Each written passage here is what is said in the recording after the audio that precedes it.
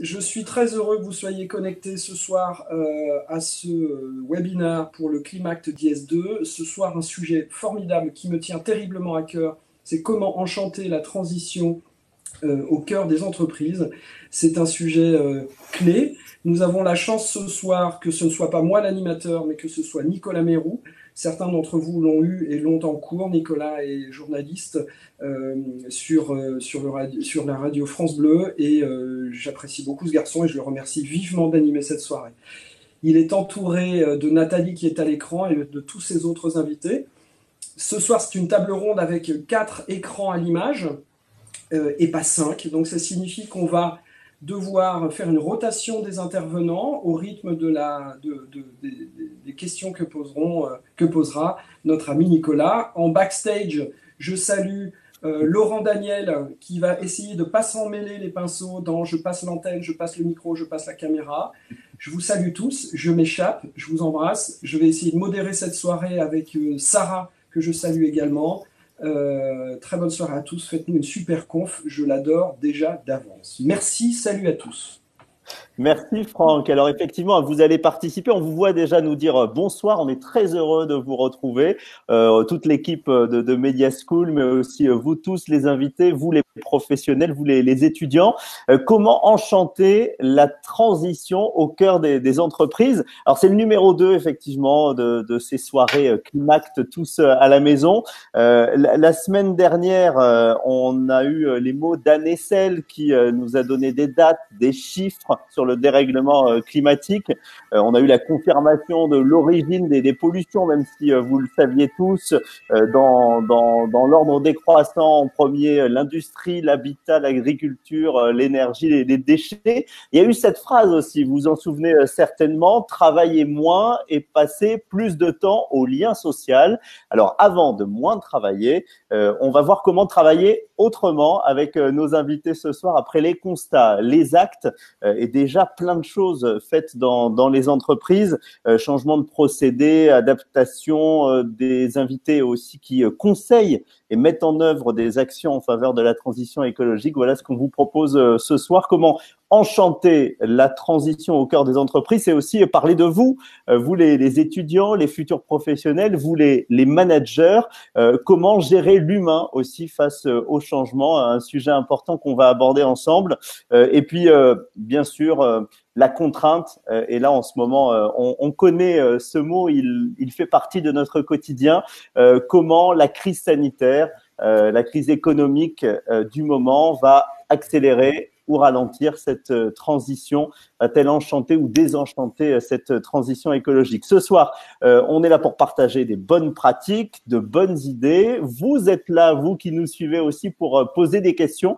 Alors, vous avez sur le côté, non, c'est là, sur le côté, vous avez un chat qui nous permet d'avoir vos questions et à la fin de la séquence, on prendra une demi-heure pour répondre à vos questions avec nos invités. Mais des invités qui vont se présenter en fait tout simplement puisque on est tous tranquillement installés sur notre canapé. Eux, ils sont aussi dans leur bureau, chez eux.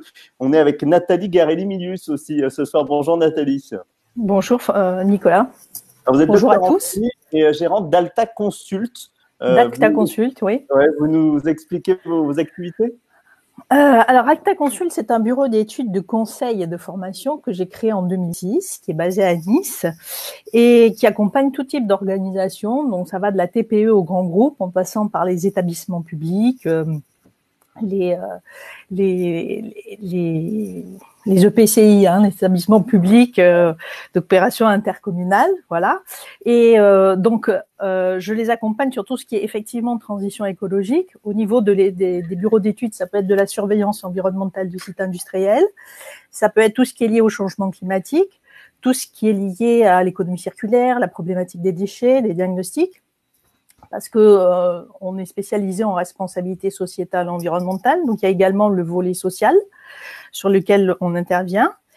Voilà, j'avais une petite slide qui résume un petit peu tout ce que je suis en train de dire. Il y a une partie conseil, effectivement, qui essaye d'amener les entreprises à évoluer et à se développer sur des critères extra-financiers, en fait. Donc, tout ce qui est lié, effectivement, à l'environnement, mais également au volet sociétal. Et évidemment, c'est toujours en lien avec la partie économique d'une entreprise, mais c'est une vision un petit peu différente qu'a l'entreprise d'appréhender le monde qui change de plus en plus vite. Et puis, il y a une dernière partie qui est la formation, voilà, qui est des formations à la carte, justement, pour permettre aux chefs d'entreprise, aux managers et à leurs collaborateurs de s'inscrire dans ce changement. Alors, voilà, vous accompagnez aussi plein d'entreprises. Vous avez accompagné, par exemple, notre prochain invité il y a quelques mois. C'est Peradotto Publicité. C'est Claire Peradotto qui est avec nous en direct de chez elle. Bonsoir Claire. Vous allez nous présenter vos activités aussi et nous dire pourquoi vous êtes là ce soir avec nous. Claire qui est là, qui est normalement, pour tout vous dire, en direct de la chambre de sa fille. Ouais. Est-ce que Claire est là? Alors peut-être que Constance Legrand est avec nous aussi. Oui. Constance Legrand, oui. Créatrice, fondatrice et responsable des relations de presse de l'agence Beyond. Vous êtes là, Constance? Oui. Oui. Eh ben voilà. Parlez-nous de l'agence. Bonsoir. Bonsoir à tous. Moi, je dirige une agence de relations presse et de contenu. Donc, on a des clients qui sont dans les secteurs B2B et B2C. Et on va peut-être pas passer toute la presse. Donc, on conseille nos clients dans leur relation avec les médias et dans leur stratégie de contenu. Et la raison pour laquelle je suis là ce soir, c'est qu'on a vu que les sujets de communication de nos clients autour de leur engagement RSE étaient un vrai sujet quelquefois de crispation pour eux, sur jusqu'à quel point on n'en parle pas, qu'est-ce qu'on risque, qu'est-ce qu'on va se faire accuser de greenwashing, comment on fait pour en parler.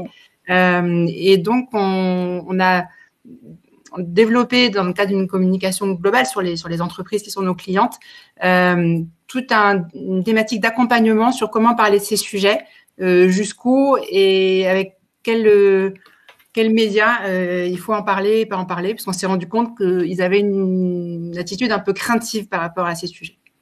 Bon, voilà. Vous direz justement comment on enchante ça et comment ça ne devient pas une crispation. Est-ce que Claire est à nouveau avec nous, Claire Peradotto?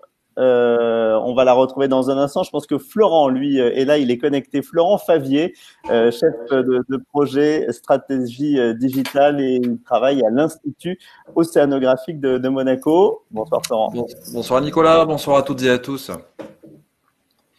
Alors présentez-nous voilà ce que vous faites et présentez-vous.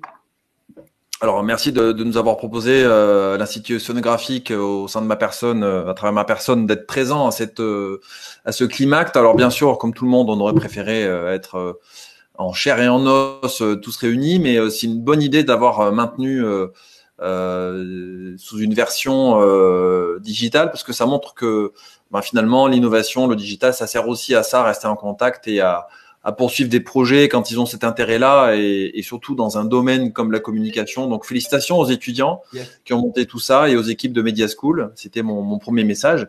Ensuite, l'Institut océanographique, je pense que beaucoup d'entre vous connaissent le musée océanographique de Monaco. Je lui ouvre le micro. Je pense que beaucoup d'entre vous connaissent le musée océanographique de Monaco. Et le musée appartient à une fondation qui s'appelle l'Institut océanographique, qui existe depuis plus de 100 ans, créé en 1906 par le prince Albert Ier de Monaco, donc l'arrière-arrière-grand-père du prince régnant actuel Albert II. Et notre mission depuis plus de 100 ans, c'est de faire connaître, faire aimer et protéger l'océan. Et à travers cette grande mission, bien entendu, on s'adresse à l'ensemble du grand public, mais également on s'adresse à des entreprises qui ont à cœur de mettre du sens dans leur action, dans leurs projets et dans leur mission, et que ce soit au travers d'événements qu'ils organisent chez nous, que ce soit au travers d'actions de sponsoring ou de mécénat, ou même d'accueil de comités d'entreprise, par exemple. On fait partie des acteurs en France et à Monaco, bien entendu, qui ont une légitimité assez importante pour ouvrir le monde de l'entreprise sur le monde de la protection de l'environnement et notamment de l'océan. Bon, vous nous raconterez justement ces actions que vous avez menées auprès des entreprises. Je crois qu'elle s'est fait attendre, mais je la vois, elle est connectée. Claire Peradotto, de Peradotto Publicité à Nice. Bonsoir Claire. Ça y est, j'y suis. J'avais pas accès, j'avais accès à rien. Bon, donc bonjour à tous. Donc Claire Peradotto, je suis la gérante de la société Peradotto Publicité. Alors nous, on est plutôt une usine de fabrication, tout ce qui touche à la signalétique et à l'identité visuelle. Donc on fait tout ce qui est enseigne, par exemple sur le stade Alliance, les grosses enseignes Alliance, mais aussi bien sur la voie rapide, on voit les grandes toiles, aussi bien le petit kakémono, donc on touche au domaine événementiel, aux magasins, aux vitrines de magasins.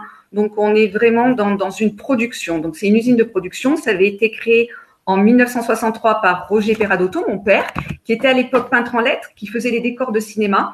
Donc, il faisait des choses à la main. Aujourd'hui, on est vraiment passé à l'ère industrielle. On est vraiment dans le côté usine, mais on garde notre identité, c'est-à-dire le côté artisanal qu'on avait initialement. Donc, on est à la fois du côté artisanal parce qu'on fait des choses à la main à l'unité et on travaille aussi dans une unité de production.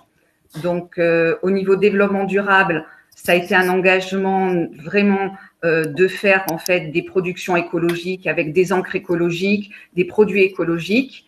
Et pour faire le lien avec Nathalie, on est rentré dans une démarche qui s'appelle CEDRE, qui était portée par la région, et on a travaillé encore plus loin pour essayer d'avoir zéro déchet. Bon, c'est-à-dire qu'on s'est aperçu que d'être dans le développement durable, ça a aussi un impact au niveau économique. Et on est allé travailler sur la diminution des chutes parce qu'on a des très, très grosses machines d'impression, on a des très grosses plaques. Et le but, c'était d'optimiser la production et de travailler à la fois meilleure optimisation, production et en même temps économique au niveau de notre production. Voilà. Vous nous raconterez comment vous avez mis tout ça en place, comment ça s'est passé en interne, c'est ça qui nous intéresse aussi ce soir.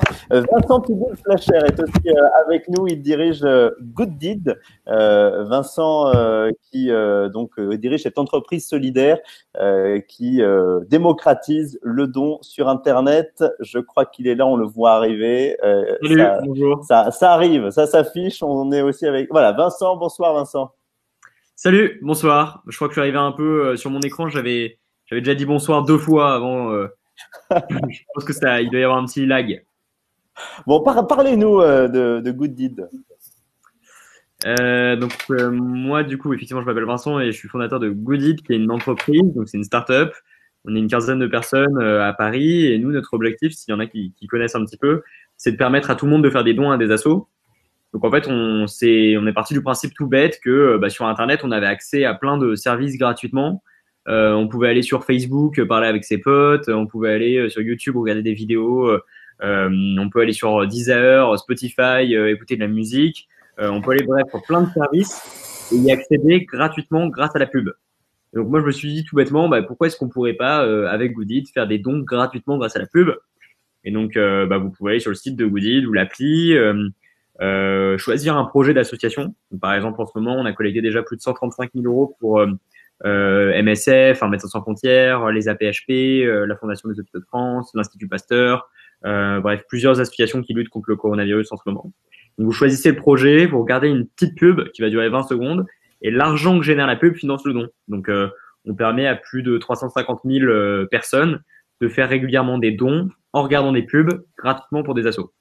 On a financé plus de 1 700 000 euros de projet. Donc, vous pouvez, sans quitter le live, évidemment, faire des dons tout de suite sur le site gratuitement et soutenir des associations. En ce moment, par exemple, pour lutter contre le coronavirus. Voilà. C'est gratuit. Merci pour cette présentation. On vous retrouve aussi dans quelques instants. Et Guy Pezzacu est notre dernier invité à se présenter. Il représente l'entreprise Murphy. C'est lui qui la dirige. Murphy qui répare votre électroménager. Bonsoir Guy. On vous voit, on sait que vous êtes là. On va vous. Non, a priori, Guy n'est pas là encore. Non, vous me dites qu'il n'est pas là. Bon, on va passer à la première question du coup de cette conférence. Je rappelle que vous aussi, vous pouvez les poser vos questions. Vous allez dans le chat et à la fin, on vous garde une demi-heure pour répondre à toutes ces questions avec nos invités. Moi, j'aimerais bien savoir avec vous tous ce qui a tout déclenché. Est-ce que c'est pour faire des économies? Est-ce que c'est une conviction, une prise de conscience? Est-ce que ce sont vos clients, les prospects qui vous ont poussé, qui vous ont mis la pression? Qu'est-ce qui a déclenché ces projets et cette transition écologique au sein de vos entreprises. Peut-être avoir le témoignage de Claire, qui voilà est une entreprise et qui a dû s'adapter. Qu'est-ce qui a fait que vous êtes adapté? Claire Peradotto de Peradotto Publicité à Nice. D'abord, je pense qu'il faut le porter dans son ADN, c'est-à-dire qu'il faut porter les choses. On voit, ça tourne, le temps que ça arrive. Chez Claire, posez vos... C'est bon? Oui, c'est bon, allez-y. C'est bon, c'est super. Donc, je pense qu'il faut que ça soit au départ dans son ADN, c'est-à-dire on ne peut pas faire des choses contre nature. Donc, quand on porte une conviction, il faut l'avoir. Après, c'est une question d'adaptation au marché, à son marché. Là, si je peux parler de la crise actuelle, par exemple, ma nouvelle adaptation, quand on a été mis sous la crise, là, quand il s'est passé ce qui s'est passé, pendant 15 jours, on a tous été sous le choc.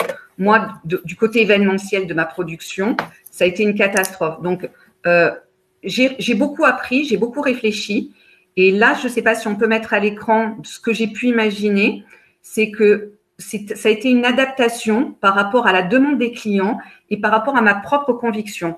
Donc, je suis un atelier de production, c'est-à-dire que demain, justement, on en parlera avec les étudiants, ce qu'ils peuvent m'apporter aussi, parce que nous, on réalise et on a toutes les images, toute la possibilité de produire tout ce qui touche à la signalétique. Donc, il y a eu un besoin d'hygiaphone contre le coronavirus. Et le but, c'est de me dire, tiens, je peux, moi, fabriquer des hygiaphones. Mais le but, c'était de pas rester à faire des hygiaphones comme tout le monde. Je suis allée chercher dans mon ADN et je me suis dit, qu'est-ce qui est dans mon ADN? Dans mon ADN, c'est de porter des messages positifs. Donc, on est allé, les hygiaphones, c'est ce que vous voyez en haut à gauche à l'écran, c'est de dire, on va fabriquer ces hygiaphones, mais dessus, on va leur porter un message positif. Alors, dessus, il y a marqué tous ensemble, tous solidaires, brisons la glace, souriez avec nous. Et d'un objet qu'on fabrique, on lui donne en plus une valeur. Donc, ça, c'est une valeur plutôt RSE, mais c'est justement face à des événements, qu'est-ce que je peux apporter, qu'est-ce que le marché demande et qu'est-ce que je peux apporter. Donc, c'est une question de rencontre et nos collaborateurs, ils ont été super impliqués justement parce que là, du coup, d'un atelier, d'une usine qui était à l'arrêt, et ben justement, on est reparti. Là, tout le monde travaille. On va travailler tout ce week-end, le 1er mai, samedi, dimanche. Donc, d'un état de crise où on s'est retrouvé un petit peu au départ tout bloqué, et ben résilience, on réfléchit, on voit ce que demande le marché et réfléchit sur notre ADN. Et ça, voilà. Et le développement durable, c'est ça. C'est une question d'adaptation, à mon sens, à tous les niveaux. Oui, c'est-à-dire qu'on a une situation qui est une situation compliquée, de crise, on réfléchit, on s'adapte au marché et on s'aperçoit que là, vous avez emmené toute l'équipe, toute l'entreprise parce que le projet avait du sens et il était concret. Nathalie Garelli-Milius, on rappelle que vous accompagnez avec Acta Consult des entreprises. Qu'est-ce qui, quand elles viennent vous voir, est le déclencheur? C'est la pression des clients, c'est parce que ça va leur permettre de faire des économies, de se lancer dans une transition verte au sein de l'entreprise. Qu'est-ce que vous constatez?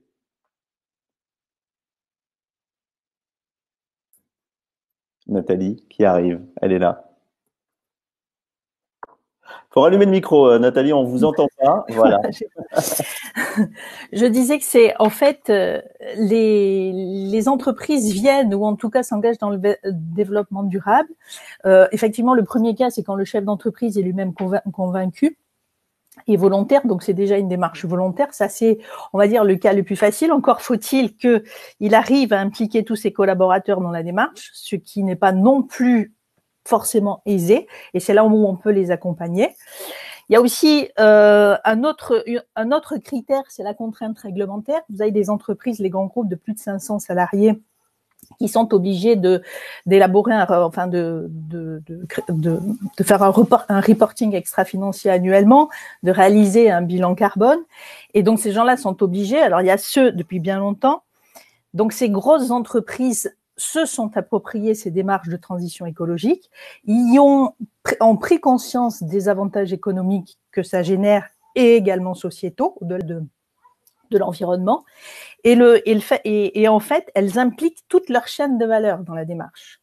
Donc, finalement, de grands groupes, il y a une contrainte, elles sont parties d'une contrainte réglementaire, et de cette contrainte réglementaire, elles viennent sensibiliser et impliquer les structures un petit peu plus petites, les fournisseurs, pour faire en sorte qu'elles rentrent aussi dans cette démarche. Donc ça c'est le deuxième volet, c'est comme ça qu'il y a des entreprises qui viennent. Et puis il y a de nouveaux facteurs qui arrivent. C'est également la demande et les attentes des nouvelles générations, qui ont une vision un peu plus environnementale et qui recherchent des entreprises avec des valeurs et des valeurs de développement durable. Et enfin, certaines entreprises arrivent également à la transition écologique parce qu'elles sont sur des circuits. C'est un petit peu ce qui est arrivé finalement avec la crise du coronavirus. Elles sont sur des secteurs géopolitiques tendus.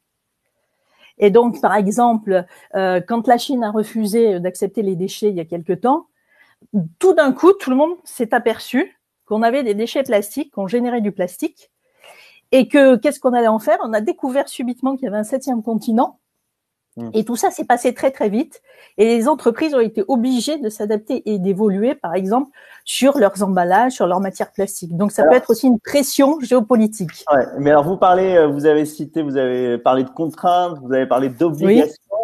On n'enchante pas grand-chose avec ça. Si on arrive quand même à rendre les choses, qu'est-ce qui rend les choses justement fun, motivantes pour les équipes? Bah, alors déjà, il y a cette histoire d'intergénération, c'est-à-dire qu'il y a réellement une demande des nouvelles générations au sein des entreprises qui obligent et qui font évoluer les pratiques des managers actuels. Alors, en tout cas, ceux qui sont en place et qui sont d'une autre génération. Et ça fait une dynamique, ça stimule l'entreprise.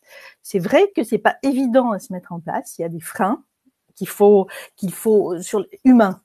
Ce sont des freins avant tout humains, mais à partir du moment où ces freins sont levés, qu'il y a de la concertation, que des entreprises travaillent de manière un peu plus transversale, ça devient de réels projets d'entreprise, ça mobilise, ça stimule la créativité, ça génère des économies, ça met en évidence justement certains points de vulnérabilité de l'entreprise et j'allais dire que ça donne du sens au travail. Et c'est comme ça que une entreprise construit sa marque d'entreprise et s'inscrit dans la durabilité. Voilà, je ne sais pas si… Si, mais c'est intéressant parce qu'en fait, l'avenir de cette transition écologique, et si elle est enchantée dans l'entreprise, bah, c'est grâce à vous tous qui nous suivez, vous les étudiants, vous les alternants, vous les futurs salariés. Donc, posez des questions, interrogez les chefs d'entreprise ou les conseillers. Il y a Anne Essel, tiens, qui était là la semaine dernière et qui est heureuse de retrouver toute l'équipe. Bonsoir Anne, on se souvient de vos mots aussi de la semaine dernière. Alors justement, moi j'ai envie de poser la question à Vincent Touboul-Flacher. On peut dire que vous avez 23-24 ans, vous dirigez donc Good Deed. On parlait avec Nathalie de ces jeunes générations qui sont moteurs, qui motivent, qui permettent d'enchanter la transition au sein de l'entreprise. Encore faut-il bien les entendre, bien les comprendre. Vous êtes une start-up. La moyenne d'âge dans votre entreprise, c'est quel âge? Je crois que ça doit être 28 ans, un truc comme ça, donc on est assez jeune, effectivement. Et est-ce que vous avez ressenti, si vous avez travaillé dans d'autres boîtes, ce décalage qui fait que la contrainte de la transition écologique pour certains est une chance pour d'autres, pour par exemple les salariés de votre génération? C'est pour ça aussi que vous êtes dit, je vais monter ma boîte, je vais faire ça tout seul. Est-ce que vous ressentez ça? Vous avez ressenti? Ouais, alors oui, je pense. Alors je pense que c'est pas pour rien que la figure Time Magazine de 2019 est une jeune de moins de 18 ans, femme. Je pense qu'il y a un décalage quand même entre les dirigeants parfois ou collaborateurs d'entreprises qui ont beaucoup d'expérience dans ces domaines et qui ont fait des études qui sont pas forcément les mêmes que les nôtres et qui ont été bercés dans une génération où on n'en parlait pas autant. Donc clairement, les faire changer d'avis sur la question est un peu plus compliqué, mais après là on voit du fait des portraits qui sont apparus avant moi là durant cette conférence, que clairement c'est des choses qui touchent tout le monde aujourd'hui parce que on est tellement baigné dans ces informations liées au climat, à l'environnement, aux problématiques sociales, etc. qu'aujourd'hui je pense qu'on se sent tous un peu impliqués et on sait qu'on peut tous, collaborateurs, entrepreneurs ou quoi, faire changer les choses. Après aujourd'hui, pour moi, c'est une priorité. C'est la première chose qui me concerne, et je pense que pour les collaborateurs chez Good Deed aussi. Je pense que ça vient toujours en second plan pour les personnes qui ont vécu dans un monde économique tel qu'il est toujours aujourd'hui d'ailleurs, plus tourné vers voilà pas forcément le profit économique, mais en tout cas la viabilité économique, etc. Moi, je prône plutôt un entrepreneuriat d'utilité pour le bien commun avant même la problématique économique. Voilà, mais ça c'est encore, je pense, l'étape suivante, et je pense pas qu'on soit tous prêts à entendre ce discours, en tout cas au niveau des grandes entreprises ou quoi. Non, mais c'est intéressant quand même avoir ça en tête pour recruter des équipes, gérer aussi des équipes avec des générations différentes voilà, de savoir s'adapter à ça. C'est ce qui fait aussi que les équipes vont toutes dans la même direction. Je crois que ça y est, il est connecté, il est là. Guy Pezzacu, je crois qu'il est connecté. Je l'ai vu de Murphy pour en savoir plus sur Murphy, puis avoir aussi son avis sur ça en fait. Ce qui enchante la transition, ce sont les jeunes collaborateurs qui arrivent dans les entreprises. Bonsoir Guy. Ah, je l'ai vu, il était là, il est reparti. Bon, bah, c'est pas grave. On va essayer de l'avoir un petit peu plus tard. J'aimerais aussi, tiens, qu'on voit avec Florent, justement, par rapport à tout ce qu'on a dit. Ce sont des choses, Florent Favier, du musée océanographique de Monaco et de l'Institut. Si ce sont des choses que vous avez déjà entendues au sein des entreprises, puisque vous les accueillez parfois au sein du musée pour des conventions, ou en tout cas, ils travaillent avec vous. Ce qu'on vient de dire résonne. Alors complètement, mais peut-être davantage par l'action directe que nous avons nous auprès de ce public de jeunes et qui nous semble être un public prioritaire aujourd'hui. Si on veut enchanter tout simplement la société et l'entreprise faisant partie de la société, c'est qu'une excroissance finalement de la société, mais si on veut vraiment enchanter la société, il faut probablement commencer par les plus jeunes, hein, les enfants, les tout petits. Mais ça, je veux dire, c'est assez classique dans l'ensemble des marches faites par les ONG environnementales. Il y a souvent cette volonté d'apporter de l'amusement et de l'éducation à l'environnement auprès des plus jeunes. Et on s'est rendu compte que aujourd'hui, l'urgence, elle est de cibler, si possible, les jeunes qui ont probablement déjà eu ce type d'éducation dans leur jeunesse. Il y a tout un passage, on va dire, de l'adolescence où c'est quand même difficile d'arriver à accrocher les enfants sur des problématiques environnementales.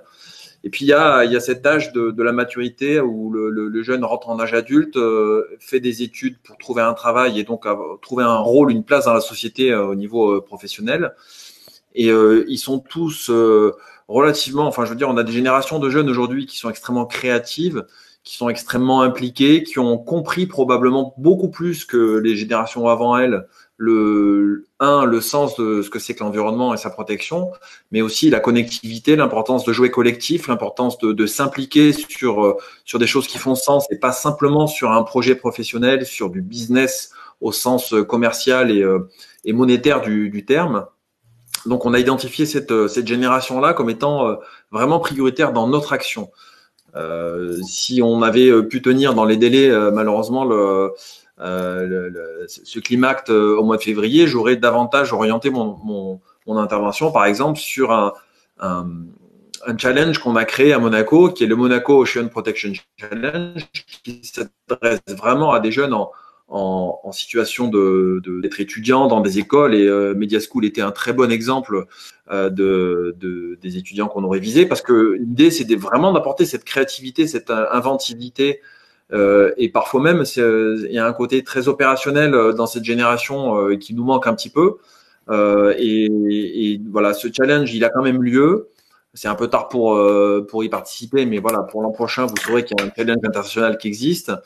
On le tient là aussi de manière virtuelle, puisque on a fait cet après-midi l'analyse des différents projets, et on fera la finale au mois de juillet de manière virtuelle, hein.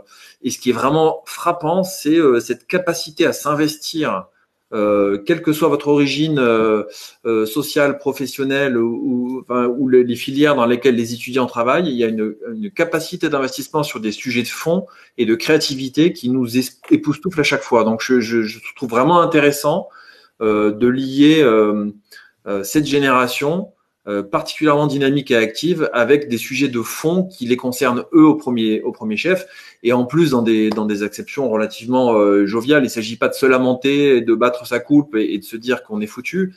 mais vraiment de trouver des solutions pour non pas faire du business as usual, mais pour essayer de voir comment demain on peut travailler, quel que soit son niveau de responsabilité, quel que soit le contexte professionnel dans lequel on est. Si on a cette petite graine d'intention, eh bien, on peut faire chacun peut mener une action positive pour l'environnement à son niveau.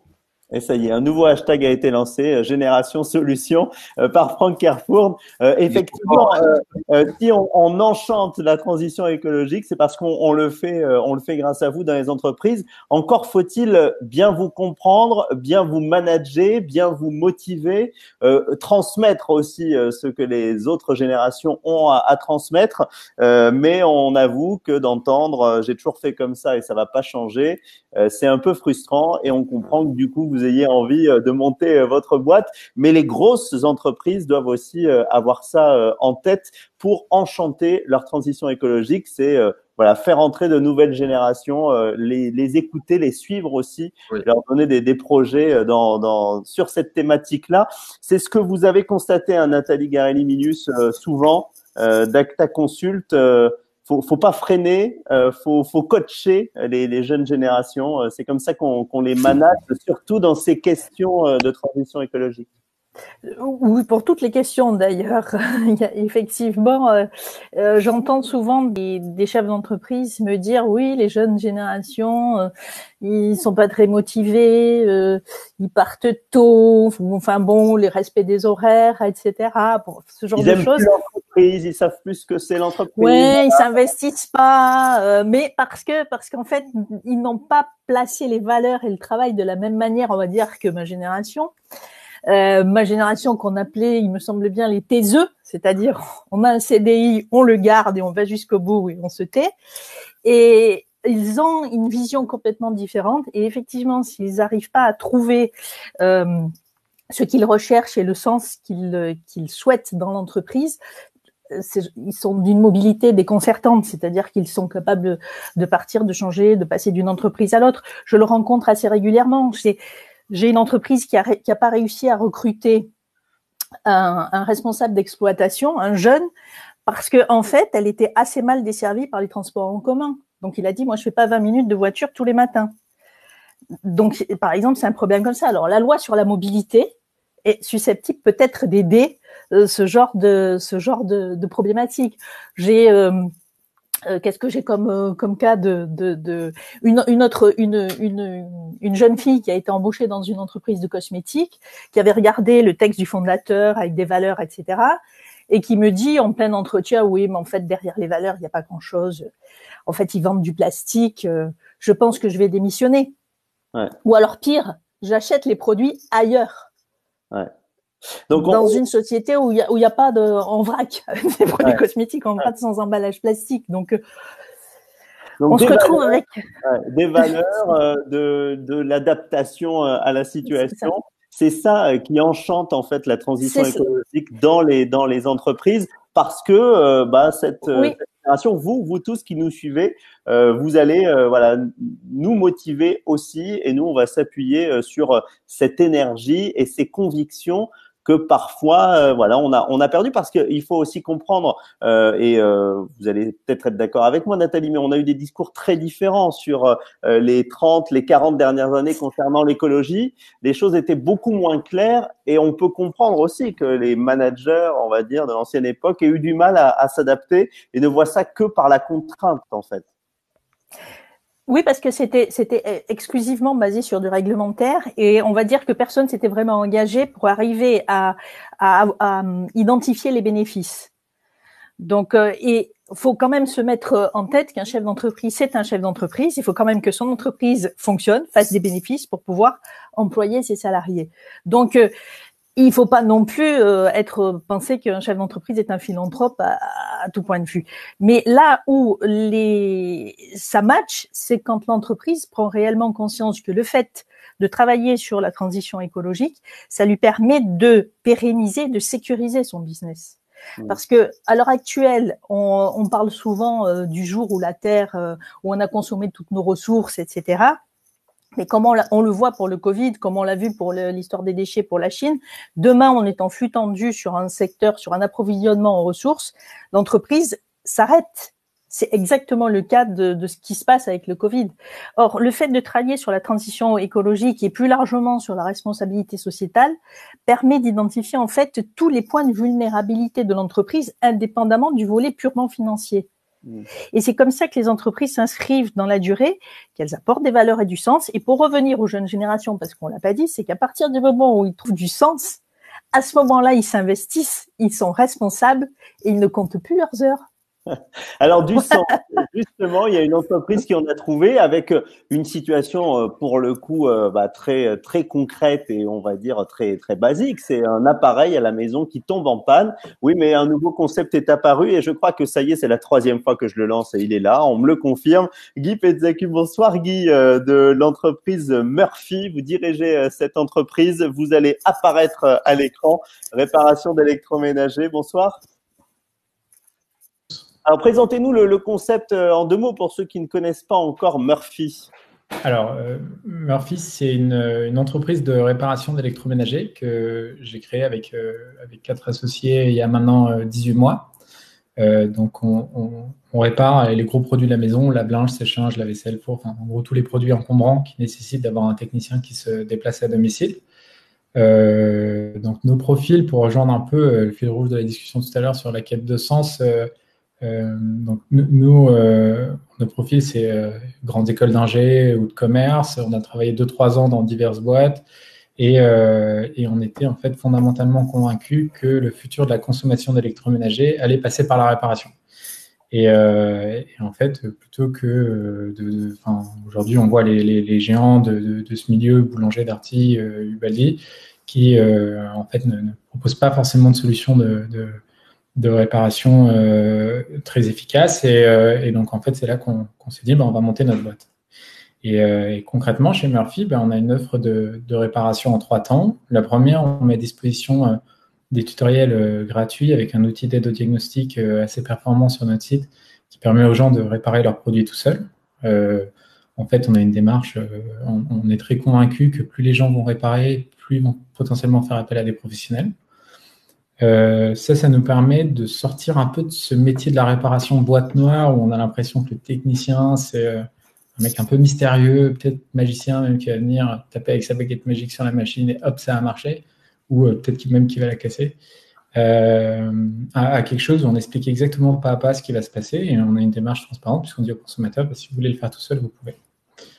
Ensuite, on a une deuxième offre où on salarie nos techniciens. Donc aujourd'hui, on a 40 techniciens qui sont répartis dans 10 régions différentes partout en France. Et on a une offre d'intervention de 75 € qui comprend tous les déplacements et la main-d'œuvre. Donc ça veut dire que tant que le produit n'est pas réparé, si le technicien il vient 2-3 fois, il reste 2 heures, c'est 75 € une seule fois. Le seul truc qui n'est pas compris, ce sont les pièces détachées si jamais elles sont nécessaires. Alors là, il faut savoir qu'on répare un produit sur 2 sans changer de pièce. Et quand il y a besoin d'une pièce, on va faire un devis que le consommateur pourra accepter ou refuser. S'il refuse le devis, on lui rembourse les 75 € en bon d'achat pour qu'il puisse acheter sur notre site e-commerce un produit reconditionné dans nos ateliers. Et donc là, on arrive à la 3e offre où vraiment, quand il n'y a plus de solution du tout, que le produit vraiment il est plus réparable, on va le remplacer par un produit reconditionné. Et il faut savoir qu'aujourd'hui, il y a 28 millions de produits gros électroménagers qui tombent en panne chaque année en France. Sur ces 28 millions de produits, il y en a 5 millions qui sont réparés. Donc, il y en a 23 millions qui partent à la poubelle. C'est-à-dire que, en fait, dans moins de 20% des cas, les consommateurs, quand ils rencontrent une panne, ils font appel à un professionnel. Donc, notre objectif, c'est vraiment de faire augmenter ce chiffre de manière assez significative pour faire en sorte de réduire notre impact en émissions carbone. Alors, lorsque vous avez lancé l'entreprise, on parle d'Enchanté, ensemble ce soir. L'idée, ça a d'abord été de dire, il y a un souci avec les réparateurs, il y a trop d'arnaques, on va essayer de proposer quelque chose de plus clair. On y rajoute du sens et puis on y rajoute l'aspect pratique. Quel a été le cheminement et dans quel ordre surtout c'est arrivé ? Alors, en fait, quand on a démarré, c'est assez marrant parce que nous, on vient plutôt du monde du logiciel. Donc, on a commencé à faire un logiciel de gestion de services après-vente qu'on vendait à d'autres marques. Notre plus gros client, c'était le groupe Boulanger. Et en fait, on s'est assez vite rendu compte un jour, ils nous ont dit, c'est ce que vous faites, c'est génial pour faire de la réparation hors garantie, puisque on trouve une solution quand ça marche pas, etc. Ils nous ont dit, mais nous, ce qui nous intéresse, c'est plutôt le sous garantie. On s'est dit, mais ok, en fait, s'il y a 3-4% des produits qui tombent en panne sous garantie, 100% des produits tombent en panne en garantie. Concrètement, est-ce qu'il y a une boîte qui est spécialisée sur de la réparation en garantie avec toutes les exigences en termes d'expérience client, de numérique, qui fait ça aujourd'hui sans être affilié à un distributeur ou un fabricant à l'échelle nationale, hein, je parle. En fait, la réponse, c'est bon. Et donc, c'est comme ça qu'on s'est lancé avec cette obsession d'arriver à comprendre pourquoi est-ce que les consommateurs réparent aussi peu. C'est-à-dire qu'aujourd'hui, il est communément admis que c'est plus intéressant d'acheter un produit qui a été fabriqué en Asie, transporté par un camion, par un bateau, stocké dans un entrepôt continental, stocké dans un entrepôt régional. Il y a 2 personnes qui viennent le chercher, qui le livrent chez vous, qui vous l'installent, qui prennent l'ancien, qui le donnent à un éco-organisme qui va l'envoyer au recyclage. Et ça, c'est plus intéressant que faire venir un réparateur qui habite à 10 minutes de chez vous. C'est absurde, en fait. Enfin, c'est-à-dire qu'il n'y a pas de...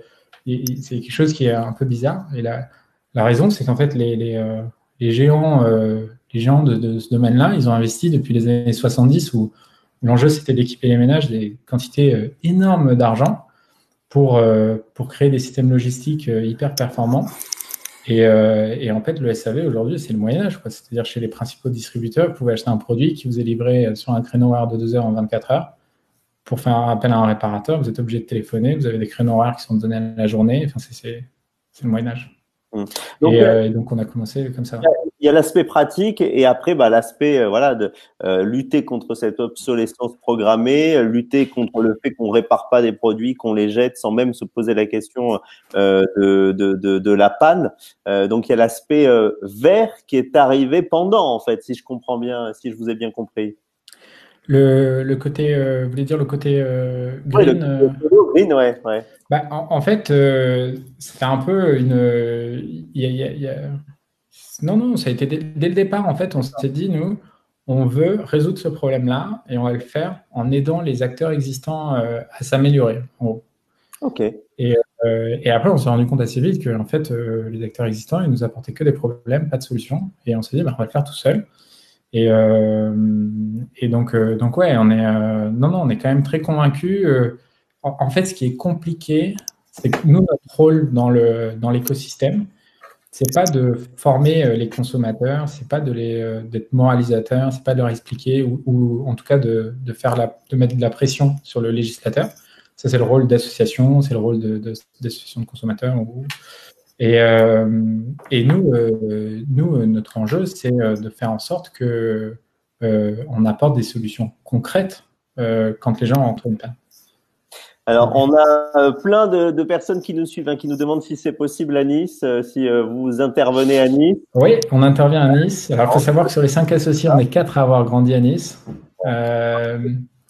Et donc, on intervient bien à Nice. On a de super techniciens. Alors, la problématique que nos auditeurs, téléspectateurs, étudiants soulignent, c'est de trouver des pièces, c'est vrai. Quand on veut réparer soi-même, quand on va sur un tuto et qu'on suit pas à pas et qu'on y arrive, c'est souvent d'avoir et d'acheter la pièce.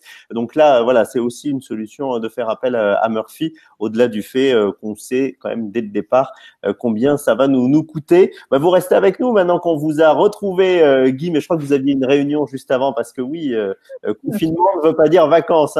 Tout le monde travaille. Vous en savez tous quelque chose, vous qui suivez par exemple les cours.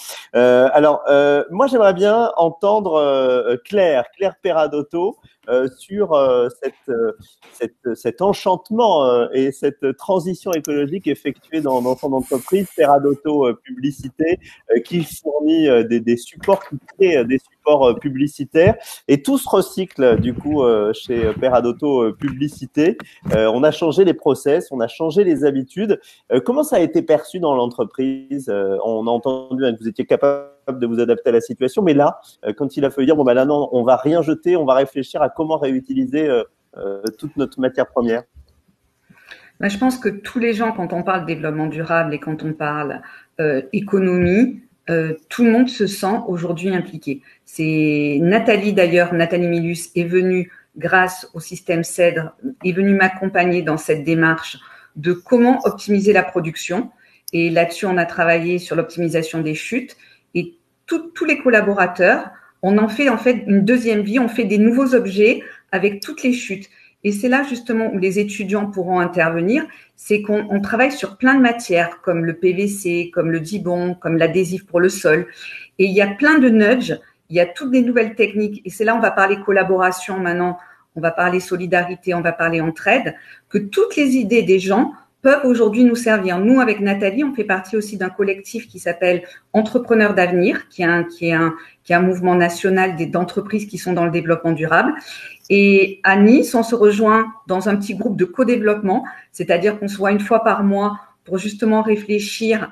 Et donc, on avait sorti la première fois le carnet des valeurs. Après, on a sorti on a expliqué aux gens on avait fait l'éventail du développement durable pour expliquer ce qu'était le développement durable. Donc, je pense qu'il faut qu'on s'implique à la fois dans nos sociétés, mais aussi au niveau sociétal pour donner des idées. Et aujourd'hui, justement, avec les écoles, c'est ça qui peut être intéressant, c'est que nous, on est fabricants, nous, on fabrique, on a la matière. On a aussi peut-être, entre guillemets, un petit peu l'argent. Donc, s'il y a des jeunes qui ont des idées pour des nudges, des produits, je lance un appel. Venez nous voir. Avec Nathalie, on en discutera. On pourra transformer, en fait, toutes les idées que vous avez en réalisation peut-être concrète, en travaillant sur les chutes que l'on a. Et c'est là où c'est peut-être intéressant. C'est Franck, peut-être, qui pourra intervenir aussi, Franck Herfourn, qui pourra intervenir là-dessus. S'il y a beaucoup plus de collaboration et je pense que l'avenir sera justement dans cette entraide et cette collaboration les uns avec les autres. Et ben, les étudiants, quand ils ont des idées et qu'ils veulent les concrétiser, s'ils sont proches des entreprises, et ben, ça nourrit les entreprises. Et c'est non plus le mais c'est plus le ou l'entreprise ou l'école ou ça. On passe vraiment dans le monde du C'est ça, c'est à la fois les écoles, les artistes, les associations. On va travailler, je pense, demain pour un monde nouveau. Et je pense qu'on a un gros challenge parce que plus rien, à mon sens, ne sera comme avant. Alors, et ça introduit notre dernière partie, effectivement. Alors, on a parlé de faculté d'adaptation pour enchanter la transition écologique, entre autres au sein des entreprises. On a parlé de cette nouvelle génération, de vous qui êtes la solution, qui êtes les moteurs pour que la transition écologique dans l'entreprise soit enchantée, soit positive, soit vivace, dynamique, efficace. Et il y a l'entraide, et l'entraide, c'est la crise aussi qui fait que on s'adapte. Est-ce que la crise que l'on vit en ce moment, crise sanitaire, mais aussi économique, est-ce qu'elle va, selon vous, ralentir, freiner cette transition écologique? Est-ce qu'elle va la mettre au second plan? Parce que bon, on va plus utiliser le plastique, ça va plus être la priorité, parce que voilà. Ou est-ce qu'au contraire, elle va l'accélérer? Ça fait un moment qu'on n'a pas entendu Constance Legrand, qui est chez elle et qui accompagne des entreprises, puisqu'elle dirige donc l'agence Beyond. Constance, à votre avis, vos clients vont laisser tomber cette thématique-là un petit peu à cause du Covid, ou au contraire, elle va être encore ou même plus importante?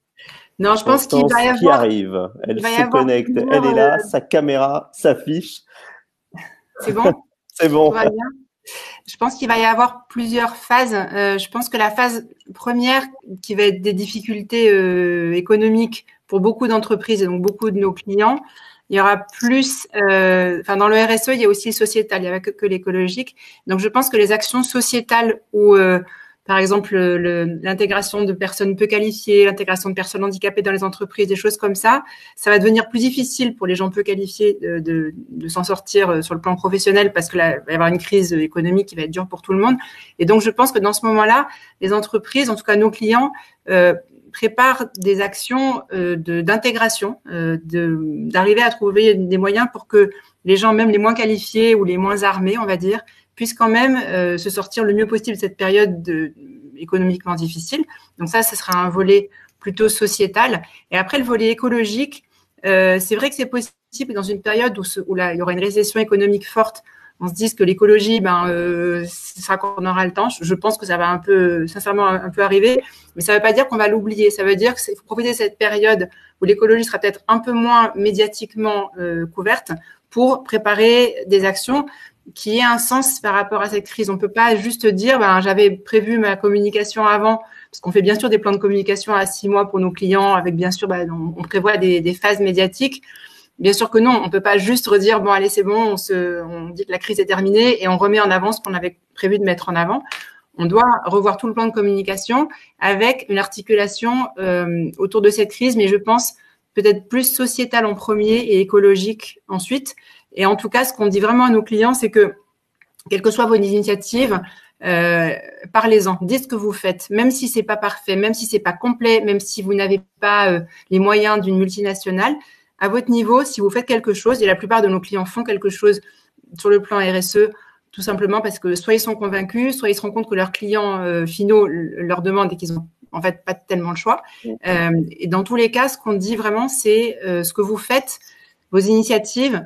N'ayez pas peur d'en parler dans les médias, n'ayez pas peur de vous exprimer par rapport à ça. Soyez proactifs, dites ce que vous faites, dites vos efforts, plutôt que d'attendre qu'on vous tombe dessus en disant que vous faites rien ou qu'une association consommateur vous accuse de je ne sais pas quelle turpitude. C'est vraiment important pour être crédible dans sa communication, d'être proactif et de ne pas être en train de tout le temps se protéger et avoir peur de l'attaque. Transparence, honnêteté, c'est ça aussi qui fait que la transition est enchantée au sein de l'entreprise et qu'elle est moins crispante. Vous parliez de société, vous parliez de solidarité, d'entraide. Vincent de Good Deed, on rappelle que donc vous proposez le don sur Internet, vous le rendez facile, accessible en regardant des publicités. La crise, elle va freiner les envies que l'on avait de soutenir des actions pour la transition écologique. Elle va freiner nos envies de changement d'habitude parce qu'il va falloir avant trouver de l'argent et après se préoccuper de la planète. Quel est votre sentiment ? Alors nous, on a plusieurs interlocuteurs du coup avec Audit. Il y a les associations, les assos. Globalement, elles ont toujours besoin de fonds et encore plus aujourd'hui parce qu'il y a beaucoup de dons qui ont été affectés à l'urgence liée au coronavirus. Donc, du coup, elles ont besoin de dons pour cette urgence, mais aussi pour leur fonctionnement habituel. C'est extrêmement important du coup encore plus en ce moment de continuer à donner et a posteriori aussi aux associations. Donc elles, ça ne changera pas grand-chose. Elles auront toujours besoin de moyens. Il y a aussi derrière les utilisateurs, les internautes qui viennent faire des dons sur Goodid. Et donc là, je pense que d'autant plus aujourd'hui, ils sont d'autant plus sensibles à leur action et à l'impact qu'ils peuvent avoir sur la société et l'importance aussi qu'ils ont dans cette société pour agir. Donc ça, je pense qu'au niveau des utilisateurs, globalement, c'est déjà ce qu'on ressent. Il y a de plus en plus de personnes mobilisées. Et après, le dernier pilier, c'est les marques, les annonceurs, du coup, les entreprises qui font de la pub et qui choisissent de passer par Goodid pour faire des campagnes publicitaires solidaires. Ils pourraient faire leur pub sur Facebook, sur TF1, sur Google. Là, ils choisissent de passer sur Goodid pour diffuser leur campagne. Comme ça finance des dons.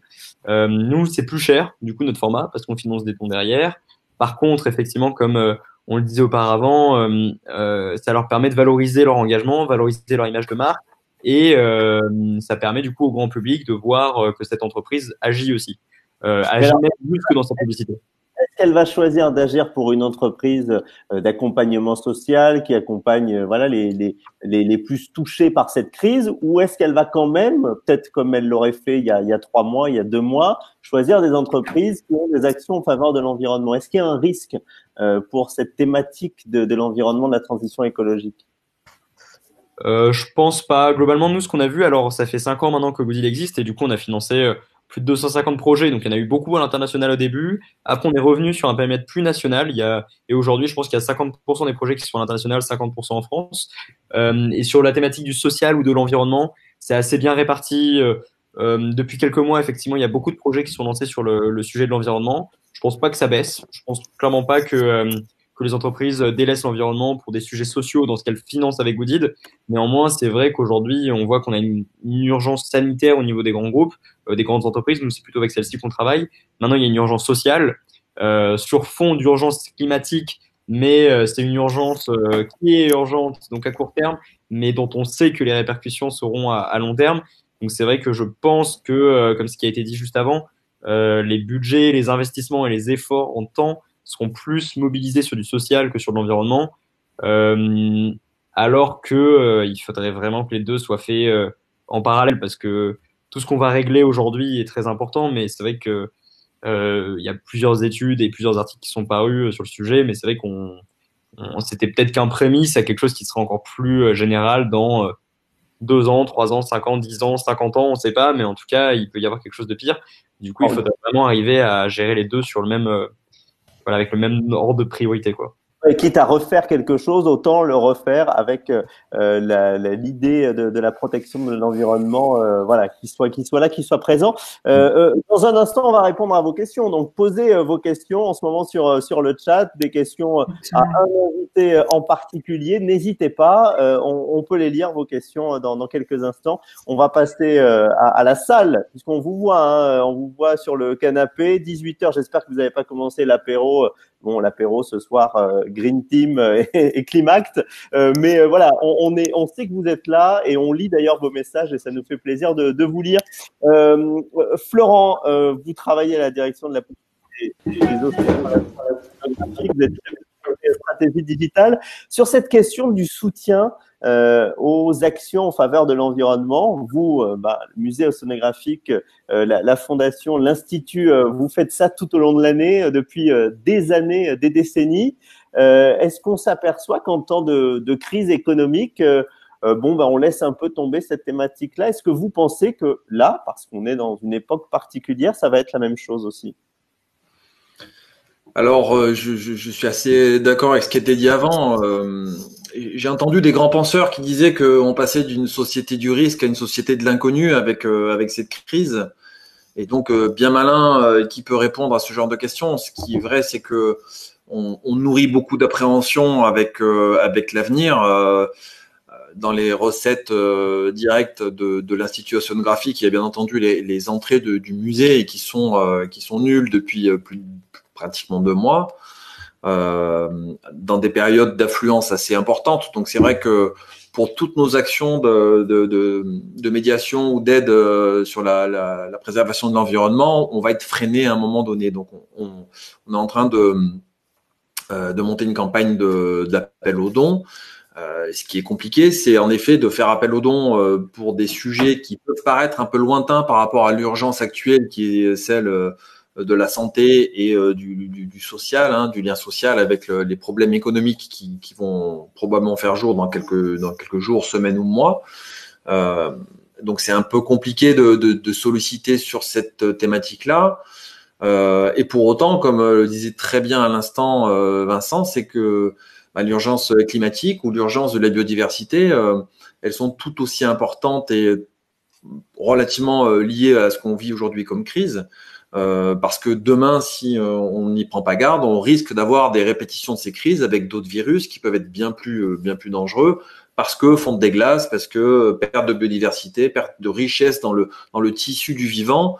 Et malgré tout, on se rend compte, enfin, les premiers éléments, c'est que ces problèmes de climat et de biodiversité sont des vecteurs favorables à de nouveaux virus. Donc, il faut aussi qu'on arrive à mettre, comme toujours, et c'est vraiment la complexité du monde d'aujourd'hui et de nous, pauvres êtres humains, d'arriver à mettre l'urgence du jour et celle dans 5, 10, 15, 20 ans sur un pied d'égalité.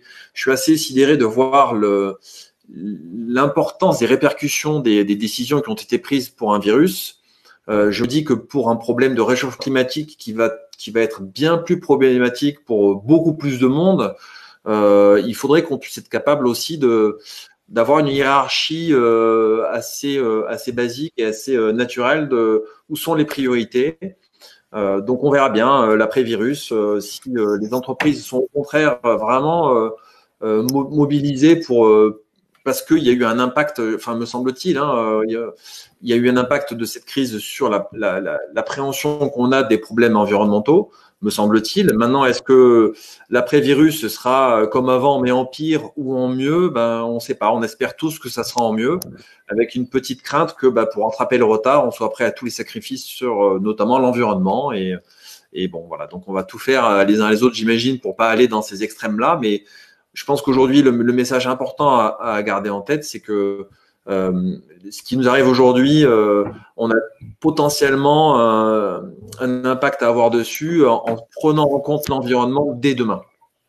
Mais on va changer nos habitudes, où on va avoir moins d'argent et on va du coup réparer nous-mêmes nos appareils et on va faire appel à Murphy. Guy Pedzacu, l'après-Covid, là pour le coup c'est ça, on s'est aperçu qu'on pouvait faire parce qu'on a eu le temps d'apercevoir que l'on pouvait faire, parce qu'on a pris le temps. Et là, ce sera bon du coup pour l'environnement, en tout cas pour le fait de plus jeter comme ça sans réfléchir. En tout cas, je pense qu'il y a une vraie prise de conscience des consommateurs sur ce que ça signifie d'approvisionner des produits neufs d'Asie. Et donc, sans doute on va avoir tendance à favoriser des solutions locales avec des réparateurs locaux qui vont pouvoir apporter des solutions rapides et efficaces aux consommateurs. Après, j'espère en tout cas que ça va durer et que c'est pas juste une parenthèse dans la vie des gens et que, en tout cas, ça ne peut que intensifier cette tendance, ça ne peut pas être négatif. Faut savoir que le marché de la vente de gros électroménagers au mois d'avril, c'est moins 80% par rapport à d'habitude, et au mois de mai, on projette moins 45%. Après, tous ces gens-là, il va bien falloir qu'ils trouvent une solution, parce qu'il va falloir soit qu'ils réparent, soit qu'ils remplacent. Et donc, on va voir dans les prochains mois quel va être l'impact sur nos différentes activités. Ce qui est sûr, c'est qu'aujourd'hui, on n'a pas assez de réparateurs pour répondre aux demandes de tout le monde. Dans les clients qui font appel à Murphy, c'est l'argent, dans un premier temps, qui les a motivés, se dire qu'ils vont payer moins cher, que ça va leur coûter moins cher. Oui, c'est clair. L'argument économique, c'est vraiment le premier argument. Malheureusement, aujourd'hui, les consommateurs n'achètent pas de l'écologie. C'est-à-dire que, en fait, ils vont acheter de la réparation pour l'argument économique, et ensuite, ils vont nous recommander pour l'argument écologique. C'est ce qui génère le coup de cœur, l'affection pour la marque et pour le service. Néanmoins, voilà, nous, on est hyper pragmatique. On ne se dira pas... c'est très, très rare les consommateurs qui font appel à nous qui le font par pure conviction écologique. Mais c'est pas grave. J'ai envie de dire que est-ce qu'on n'a pas pendant trop longtemps mis ça de côté en disant des valeurs nobles, il faut que ce soit des idéaux. Non, peut-être qu'on arrivera à développer les projets écologiques en parlant plus de ce qu'ils apportent à l'économie, et que ça peut être une solution aussi pour soit dépenser moins d'argent, soit en gagner autrement, soit en faire gagner à plus de personnes en même temps. Peut-être qu'il faut s'affranchir de ça, du fait qu'on ne parle pas assez d'argent en écologie.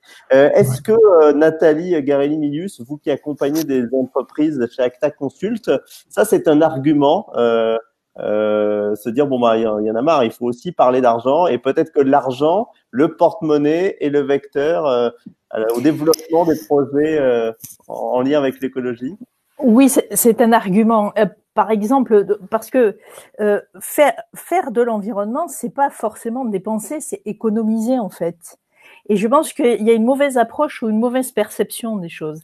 Une entreprise, vous disiez tout à l'heure, elles vont avoir des problèmes financiers, et donc, oui, mais par exemple, j'ai le cas d'une entreprise qui dépensait 20 000 euros pour évacuer ses déchets. Elle a mis en place du tri, et à partir de ce tri, une partie de son plastique qui peut être valorisée. Donc, elle vend son plastique. Et au final, par des gestes de tri en interne, elle arrive à être à zéro. C'est-à-dire que, en fait, entre ce qu'elle vend et ce qu'elle paye, elle est à zéro, alors qu'avant, elle dépensait 20 000 euros. Donc, c'est, je pense, effectivement, un peu d'évangélisation qu'il faut continuer à faire, et de sensibilisation auprès de certaines entreprises qui pensent encore que la transition écologique, c'est faire des investissements. Non, c'est peut-être des éco-gestes, des actions qui ne coûtent pas cher ou pas, ou de l'investissement humain, mais qui, quelque part, génèrent des économies. Et puis après, bon, effectivement, moi, j'ai comme indicateur, quand on a eu la crise du Covid, je me suis dit, ça y est, je vais me retrouver exactement dans la même situation qu'en 2009, quand on a eu la crise, c'est-à-dire stop à tous les projets environnementaux. Ça a été le marasme pendant quelques mois, voire quelques années. Et en fait, je me suis aperçue que toutes les commandes que j'avais en cours, tous les contrats qui étaient dans les tuyaux ont été validés. C'est-à-dire que toutes les entreprises ont continué leur processus lié à la transition écologique et toutes les salariés qui sont impliqués et qui en général sont un peu pris de haut du style toi l'environnement s'en fiche un peu, t'es pas vital, t'es pas important, moi je suis aux achats, moi je suis là, etc. Ces gens-là ont été mis en chômage technique et les seuls qui continuent, qui sont en télétravail et qui continuent leur activité, ce sont ceux qui travaillent sur la transition écologique. Et j'ai le cas d'une entreprise qui non seulement continue son bilan carbone, entre guillemets, son bilan d'émissions de gaz à effet de serre, mais qui va avoir son évaluation par les auditeurs avec son reporting extra-financier, c'est-à-dire les gens qui travaillent sur l'environnement, sur ce service-là, sont quasiment les seuls à être en activité, sachant que c'est un groupe hôtelier de luxe. Hein. Ouais. Donc, autant vous dire que tout le reste de l'activité est à l'arrêt. Donc c'est plutôt encourageant. Voilà ce qui va enchanter aussi la transition écologique, c'est à un moment de parler d'argent, de parler de ce que ça rapporte ou de ce que l'on ne dépense pas en menant ces actions en termes d'écologie. Voilà un autre argument pour enchanter la transition écologique. Je crois que vous en avez plein, des arguments maintenant pour travailler en entreprise, en alternance, en étant salarié, pour motiver, expliquer aussi, parce qu'on ne peut pas s'affranchir de ça quand en face on ne comprend pas l'intérêt de l'urgence écologique. Il faut expliquer, faut argumenter, et parler d'argent, à mon sens, est important aussi et peut faire débloquer des verrous. Bon, ce sont vos questions maintenant. Il ne reste plus qu'un quart d'heure. Alors je ne sais pas si on peut les afficher les questions ou si vous pouvez me les donner. On voit, voilà, on est très heureux du coup de voir que vous réagissez à tous les sujets. Chacun y va de son commentaire, de sa question. Merci à tous, hein, en tout cas, de participer, parce qu'on est seul dans notre salon et du coup, voilà, on se sent moins seul. Alors, on a Cécile Tordeau qui nous dit des entreprises comme la vôtre. Alors, vous parliez peut-être de Vincent, c'est ça, permettre de faire des dons gratuits. Donc voilà, on parle bien de Good Deed. Renforcer la solidarité dans notre société, comment faire pour la rendre exponentielle, l'utilisation de la plateforme comme dans les moteurs de recherche éco-responsables. Bon, je crois que vous avez la question, Vincent, elle vous est destinée. On vous retrouve dans votre salon pour y répondre. C'est Cécile qui vous pose cette question. Comment communiquez-vous pour gagner plus d'utilisateurs? Quelle est votre stratégie? C'est une bonne question. J'ai pas toutes les clés de la réponse. Mais nous, ce qu'on fait en fait pour gagner des utilisateurs, alors il y a plusieurs réponses. Premièrement, beaucoup d'influence en fait. Donc on travaille avec des influenceurs, on essaie de les mobiliser pour qu'ils parlent de la plateforme, ils soient parrains des projets qui sont financés sur Godid. On les inspire dans cette histoire. Donc il y a Mister V par exemple qui l'a fait, il y a Léa Caméry, donc des gros influenceurs. Il y a une dizaine de jours, il y a McFly et Carlito aussi qui ont fait un live sur le sujet du coronavirus et du coup on a été la seule entreprise qu'ils ont citée. Ils ont redirigé une partie de leurs utilisateurs sur Goodid. Donc beaucoup de parrains comme ça qui sont un peu connus, qui nous font confiance et qui poussent Goodid. Et après l'autre manière en fait c'est que pendant très longtemps on a fait énormément d'efforts pour faire en sorte que les utilisateurs viennent sur notre site ou notre appli pour faire des dons. Et en fait assez rapidement on s'est rendu compte que c'était quand même des gros efforts financiers et de temps de faire venir des gens sur un site internet, et c'est plus trop les comportements digitaux. Maintenant, on est plutôt sur les plateformes médias, sur Snapchat, sur Instagram, sur Facebook. On est directement intégré là-dedans. Et du coup, ce qu'on a fait, en fait, c'est qu'on s'est dit, de la pub, il y en a partout. On pourrait mettre de la pub solidaire partout. Et donc maintenant, sans venir être connecté sur le site internet de Goodid, on peut tomber sur une publicité dans l'Express, Le Figaro, sur Facebook ou quoi, avec le logo Goodid qui dit avant la pub de Carrefour, je dis n'importe quoi, qui dit à l'internaute, en regardant cette pub, vous faites un don. Et donc maintenant, on touche plus de 8 millions de personnes par mois, comme ça, en fait, en essayant de faire venir notre service aux gens et plus l'inverse. Donc, c'est le format Goodid qui fait que les pubs sont solidaires, qui va voir les gens et plus les gens qui viennent, parce que sinon, c'est très compliqué quand même Voilà. Bon, je suis sûr que Cécile est très contente de votre réponse. Il y a une autre question, et d'ailleurs, le sujet a déchaîné les commentaires au sujet de Murphy. Donc, elle vous est destinée, Guy Pezzacu, que l'on retrouve, créateur de Murphy, entreprise de réparation d'électroménager. Sans parler du service même de votre entreprise qui est écolo, l'écologie entre-t-elle en compte dans votre stratégie de communication en général?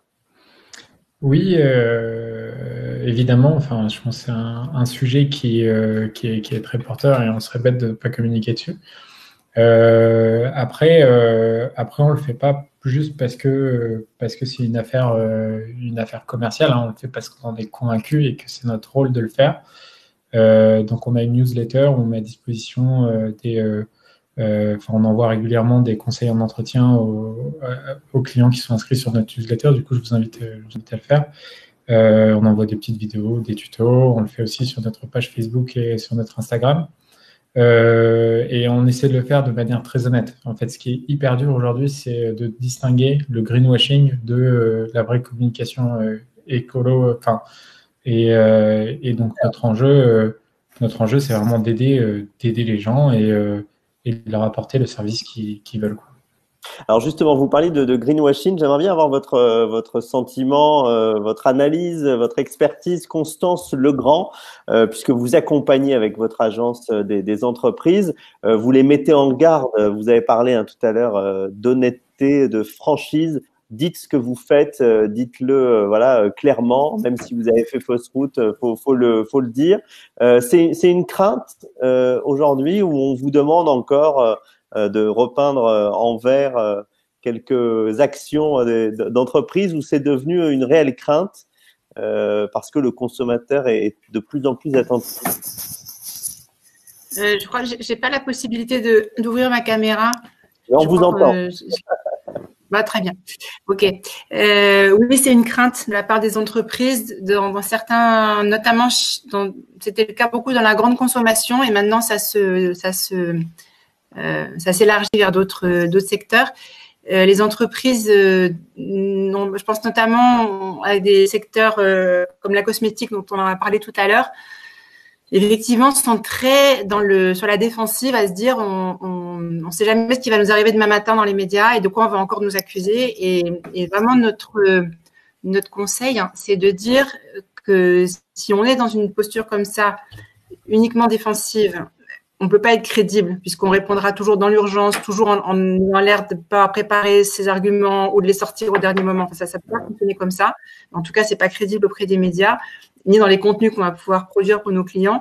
Donc, le greenwashing, bien sûr qu'on peut être accusé de greenwashing, mais plus on est cohérent, stable et sûr de ce qu'on avance dans les actions qu'on mène, et plus l'accusation de greenwashing va tomber d'elle-même.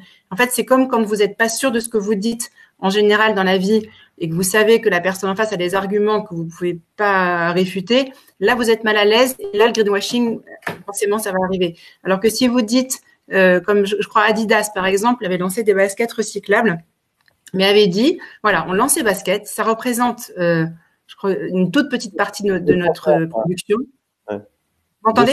200 paires, je crois, non, c'est ça? Ouais, voilà, c'était quelque chose de ridicule en volume par rapport à la production dans son ensemble, en disant, le fait de le dire à l'avance, de dire, voilà, c'est un test, c'est 200 paires, après on verra comment on peut faire, l'accusation de greenwashing, elle tombe. Alors que si vous dites, comme il y a aussi l'exemple d'H&M qui communiquait énormément à un moment sur sa mode conscious, qui représentait même pas 1% de son volume de production, mais en donnant l'impression que c'était énorme, là l'accusation de greenwashing va arriver. C'est pour ça qu'on insiste sur l'honnêteté, pas pour dire que on n'est pas non plus complètement naïf sur les ressorts de la communication, mais que ce qui est important, c'est de dire l'exemple de la réparation, c'est intéressant puisque vous dites très justement le premier motif pour lequel les gens viennent vers vous, c'est un motif économique et c'est pas honteux. C'est normal que les gens aussi soient attentifs à cet aspect-là. Et l'aspect écologique, c'est ce qu'ils vont mettre en avant auprès de leurs amis. De dire, je voulais pas faire d'économie, c'est pas vrai, c'est pas moi, c'est moche. Mais en revanche, l'écologie, oui, ça me tente beaucoup. Alors que c'est pas la vérité. Et je trouve que de la part du fondateur de Grumpy, le fait de mettre ça en avant dans sa communication, ça, je trouve que c'est intéressant et c'est un truc que les médias peuvent entendre parce qu'on sent que c'est la vérité. Et c'est dans ce sens-là que le greenwashing, l'accusation, elle peut arriver, évidemment, on peut être accusé d'un tas de trucs, mais elle arrivera d'autant plus que la communication a l'air pas claire, pas nette, avec des grosses zones d'ombre. Et le fait de dire, il y a le pour, le contre, et voilà jusqu'où on va, et voilà pourquoi on peut pas aller plus loin, parce que économiquement, il y a un moment où on peut pas faire plus ou faire différemment, et on essaye et on fait au mieux. Je pense que c'est vraiment la meilleure manière pour pas risquer l'accusation de greenwashing et pas passer sa vie quelques clients sont vraiment dans un peu l'inquiétude permanente, alors que c'est pas possible de vivre comme ça non plus. Il faut aussi assumer ce qu'on fait et ce qu'on fait pas, mais juste l'expliquer. Mais nous, on veut enchanter justement la transition écologique, donc il faut de l'honnêteté pour que l'on puisse être tranquille et ne pas avoir peur des titres du lendemain dans la presse.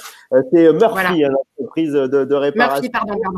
Et il y a une question de Floriane qui pose cette question à Vincent de Good Deed, Vincent que l'on retrouve sur son canapé. Floriana demande, sélectionnez-vous les annonceurs ou êtes-vous ouvert à tout type d'entreprise? Effectivement, j'ai pas de bureau chez moi, donc on est sur du canapé classique. Et Vincent, du coup, en fait, c'est un peu compliqué pour nous ce sujet des annonceurs. Enfin, c'est compliqué. Ça veut pas dire que c'est pas bien, mais c'est un sujet complexe qui est l'essence même de notre modèle, c'est qu'on va chercher des marques qui ont effectivement parfois des externalités négatives. En tout cas, on va chercher plutôt des grandes entreprises et avec leur pub, on finance des assos.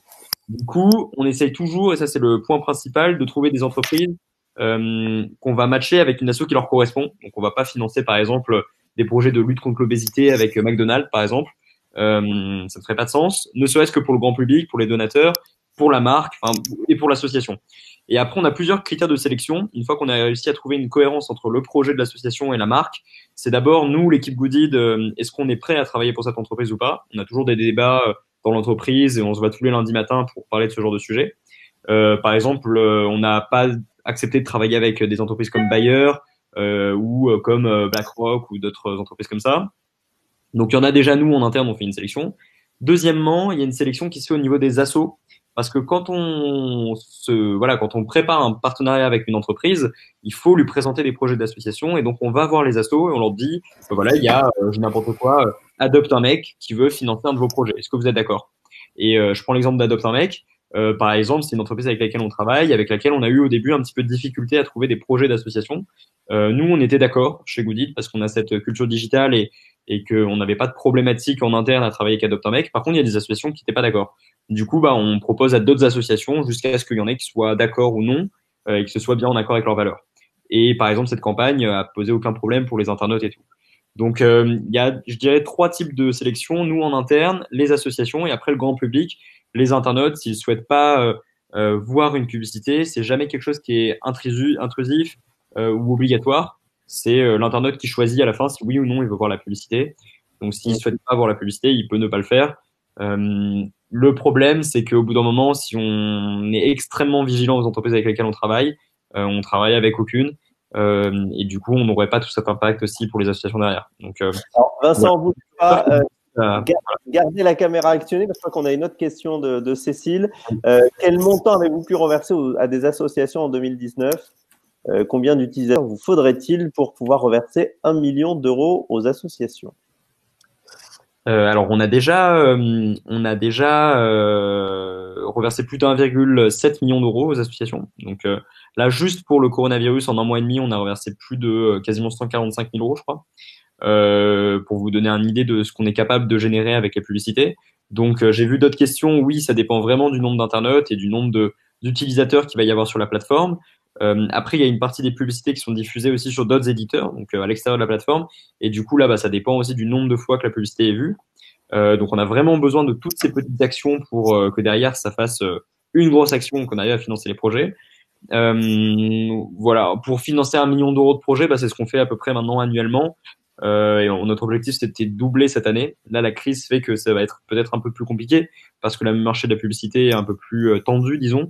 Mais on reversera certainement plus d'1 million d'euros cette année sans souci. Il nous faut, je sais pas exactement combien d'utilisateurs, mais il en faut beaucoup. Il faut plein de petites actions en tout cas. Donc voilà, plein de petits noms. Merci à tous de vos questions. Je vois qu'il y a plein de réactions hein, qui arrivent. Merci à tous de participer, d'interagir, de créer des slogans aussi par rapport à tout ce qui a été dit. Franck nous dit si chaque étudiant ce soir pousse Good Deed, on gagne en audience responsable. Effectivement. Allez-y. Il y a eu voilà, allez-y, il y a eu plein d'idées. Juste et on va terminer et on sera même à l'heure. Je vais vous demander vous tous les intervenants, mais vraiment en quelques secondes, de nous dire ce que vous feriez autrement dans ces projets de transition écologique. Vous êtes aperçu que bon bah voilà, vous avez fait une connerie à un moment, ou en tout cas ça n'a pas fonctionné. Que feriez-vous autrement dans Vincent par exemple, est-ce que vous feriez autrement quelque chose? Alors du coup, j'ai pas eu le temps de réfléchir, mais Est-ce que vous êtes à l'écran, c'est pour ça. c'est le sujet de la transparence. Quand on a une vocation solidaire, ça implique quand même une certaine éthique. Et c'est vrai qu'au début, la transparence, c'est parfois un peu compliqué au début à mettre en place parce que c'est un projet parfois un peu plus long terme. Et voilà, nous, c'est quelque chose qu'on essaye de mettre en priorité aujourd'hui. Ça prend du temps et puis c'est parfois un peu moins pratique que les actions qu'on peut faire tous les jours. Mais je pense que c'est un point qui est très important à mettre en place dès le début et après de tendre vers de plus en plus de transparence. C'est difficile d'être totalement transparent, je pense, au tout début, parce qu'on n'a pas toutes les informations, on n'a pas tout le suivi de l'impact, etc. Mais je pense qu'en tout cas, ce qui est vraiment important, c'est d'avoir une tendance vers être le plus transparent possible. Et voilà. Bon. Merci Vincent de Good Deed. On va poser la question à Claire. Ensuite, après, il y aura Constance, Vincent, Guy. Donc Claire Peradotto, que feriez-vous autrement dans soit la mise en place de ce projet zéro déchet, on recycle tout dans l'entreprise? Est-ce que voilà, il y a une action, vous apercevez qu'il ne faut pas qu'on la fasse nous? Comment vous pouvez nous aider? Le but, c'est de prendre Claire le plus de temps, parce que moi, je suis vraiment elle est là, on la voit, elle trépigne parce qu'elle a envie de nous donner sa réponse et ça y est, elle apparaît. C'est bon? Non, je dirais que simplement, on est toujours la tête un petit peu dans le guidon et l'objectif, ça serait de prendre plus de recul, de travailler vraiment sur la stratégie sur le long terme et c'est ça dont moi, j'ai le plus de mal, c'est toujours sortir, on est toujours dans l'urgence et ça serait de prendre du recul et en fait, cette crise, ça nous a permis aussi à un moment de nous poser et de retravailler sur les fondamentaux et de voir et d'imaginer le futur et le long terme. Donc, moi, je finirai par la phrase de Gandhi, il faut être le changement qu'on veut voir dans le monde. Donc, toujours être en accord entre ce qu'on fait et ce qu'on dit. Voilà. Merci Claire Peradotto et on repasse le message à nos étudiants. Vous avez des idées, des projets, vous voulez travailler avec Claire, travailler ensemble. C'est aussi l'avenir et Claire vous a lancé cette offre dans cette conférence.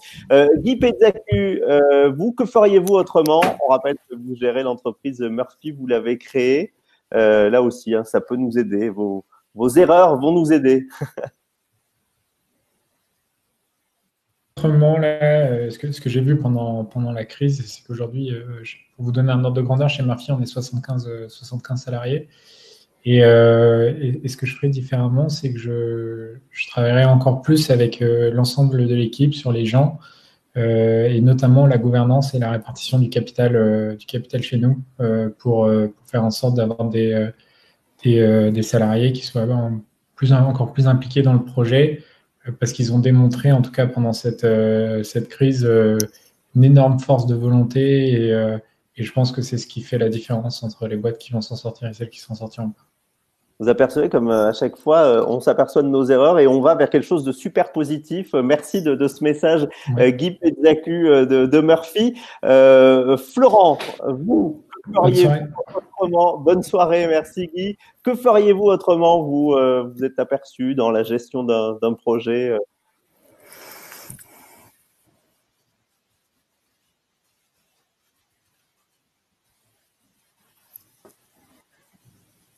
Ce qu'il faut qu'on arrive à se dire aussi, c'est que tout le monde est perfectible. L'environnement, ça fait des décennies qu'on en parle. Le prince Albert Ier lui-même, en 1921, il y a quasiment un siècle, avait déjà anticipé et prévu le problème de la surpêche avec les bateaux à moteur, à l'époque à vapeur, qui apparaissaient. Mais même si ça fait très longtemps qu'on imagine, qu'on pressent ou qu'on commence à envisager les problèmes sur l'environnement, on apprend tous un petit peu en marchant sur cette thématique. Donc, il faut à la fois avoir une exigence de progrès, d'amélioration constante, et en même temps avoir beaucoup d'empathie et être relativement serein par rapport aux erreurs qu'on commet. L'important étant de s'en rendre compte et de s'améliorer. Donc, on a tous des progrès à faire, que ce soit à l'échelle individuelle, collective, au niveau des entreprises, au niveau des organismes, y compris comme l'Institut. Et il faut juste s'en rendre compte et essayer d'aller vers du mieux. Et probablement que le terme d'empathie peut être quelque chose d'important. J'entends beaucoup de témoignages intéressants sur le lien entre un chef d'entreprise et ses équipes, entre une entreprise et ses clients, et je pense que ça peut être un maître mot pour demain, c'est ce terme d'empathie qui peut nous préserver de beaucoup de mots finalement. Merci Florent.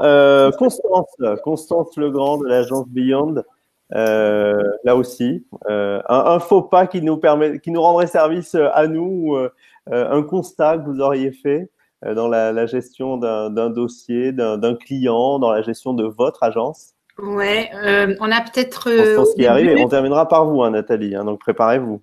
On a peut-être au début considéré que c'était un sujet qui concernait uniquement nos clients B2C, tous les aspects écologiques, parce que c'était une demande des consommateurs finaux.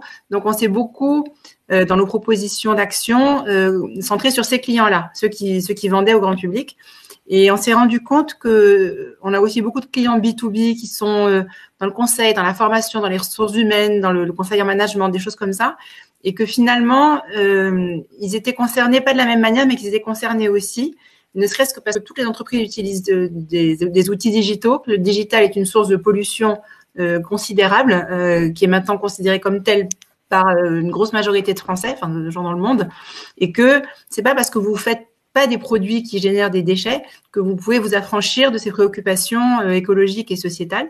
Et du coup, on s'est rendu compte qu'on aurait peut-être pu en parler avec des clients qui n'étaient pas les premiers candidats aux accusations de greenwashing, mais qui quand même se sentaient concernés par le sujet et être plus proactifs par rapport à eux en disant, bon, vous aussi, vous devez agir par rapport à ça, vous devez vous exprimer par rapport à ça, vous ne pouvez pas dire ça ne me concerne pas parce que je ne fais pas de produits physiques. Ouais. Donc, c'est quelque chose qu'on a constaté, et puis évidemment on a corrigé le tir ensuite, et on a rencontré un très bon écho de la part de nos clients plutôt B2B et plutôt donc pas les plus exposés à la critique là-dessus, qui disaient en tout cas, si nous on veut en termes de fierté d'appartenance de nos salariés faire progresser cette valeur chez nos salariés qui sont contents de travailler pour nous, il faut qu'on communique, y compris à l'extérieur, sur nos engagements, sur nos valeurs et comment on concrétise ces valeurs. Comme disait madame tout à l'heure, dire qu'on a des valeurs et qu'à mettre derrière, il n'y a rien de pire pour les salariés, quelle que soit leur tranche d'âge. Et finalement, on a beaucoup de clients B2B qui nous ont dit, c'est bien que vous nous proposiez d'accélérer sur cette communication-là, sur cette partie-là de notre communication, parce que ça renforce pour nos collaborateurs en interne cette fierté d'appartenance. Donc, c'est quelque chose qu'on développe maintenant. Voilà. Merci Constance. Et on termine rapidement parce que il y en a qui me disent dans l'oreillette qu'ils ont envie de commencer l'apéro qui nous permet de terminer ces journées de confinement. Nathalie, en 2 mots, donc, une erreur, un faux pas qui pourrait nous rendre service. Je pense que quand j'ai abordé l'environnement, c'était vraiment sur l'aspect purement technique, effectivement, avec rapport bénéfice-coût, ce genre de choses, c'est-à-dire vraiment technique, pure. Et je crois qu'il y a vraiment la dimension managériale que j'aurais dû. Alors attendez, j'ai pas mis ma caméra. La dimension managériale qui n'était pas prise en compte au départ quand les premières actions environnementales ont été prises en compte, et peut-être plus travailler justement entre la cohésion entre services pour faire en sorte que ça soit fluide et transversal. Merci beaucoup Nathalie de cette phrase. Merci à tous de vos témoignages. On retiendra que la solution pour enchanter les projets de transition écologique au sein des entreprises, au sein des associations, au sein de collectivités, c'est vous la nouvelle génération. Vous allez devoir motiver, transmettre, et puis ceux qui vous encadrent vont devoir également comprendre ça, travailler avec vous, travailler ensemble aussi. Ça fait partie de ce que l'on retient de vos témoignages. Merci encore de votre participation. Merci à tous. Alors, il y a Amélie, Anne, Anthony, Audrey, Jolie, il y a Camille, Canel, Caroline, Cassandre. Enfin, vous avez été des dizaines et des dizaines à participer à cette réunion. C'est un plaisir de pouvoir faire ça tous ensemble, chacun réuni, mais chacun chez soi. On se retrouve la semaine prochaine, hein, Franck, puisque ça continue, Climact, avec on a tous quelque chose de… Non, j'ai pas la phrase exacte, moi j'ai la chanson en tête, mais c'est quoi le thème? On t'entend pas, Franck. Excusez-moi, le sujet de la semaine prochaine, ce sera, je crois, on a tous en nous quelque chose de green. En tous les cas, c'est un des sujets de Climact.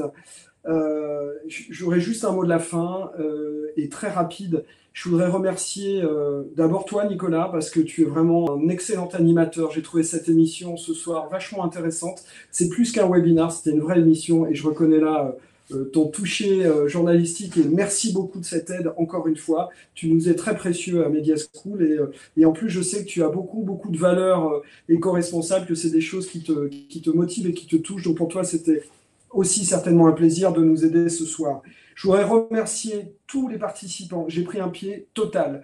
J'avais imaginé que nous aurions une conférence de cet ordre-là, avec à la fois des consultants, une agence Beyond, un consultant avec Nathalie, un consultant en transition écologique, une entrepreneuse avec Claire, deux mecs, mais alors franchement vous m'inspirez, les gars de chez Goodid et de chez Murphy, vous êtes vraiment une vraie source d'inspiration pour moi, directeur, qui ai la chance d'essayer de pousser nos élèves à avoir ce genre d'idées.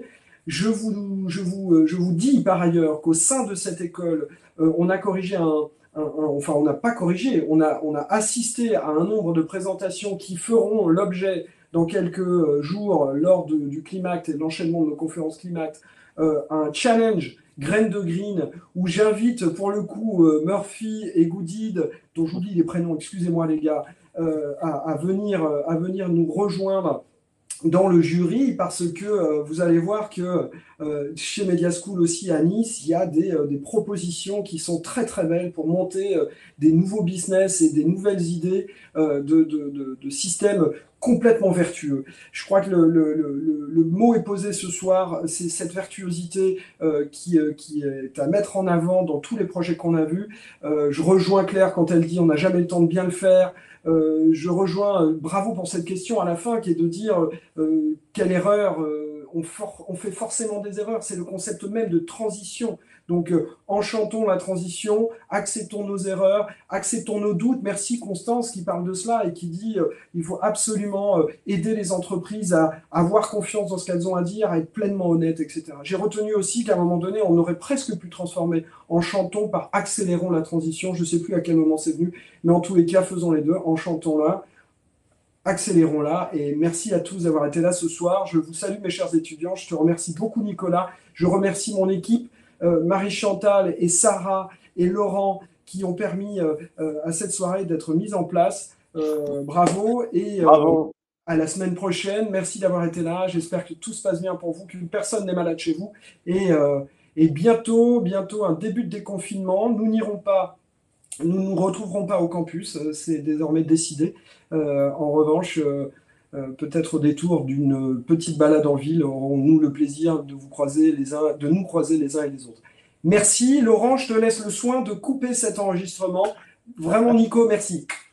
Merci à tous et à la semaine prochaine, mercredi 17h pour la suite de Climax. Exactement. Au revoir à tous. Au revoir à tous. Et toutes.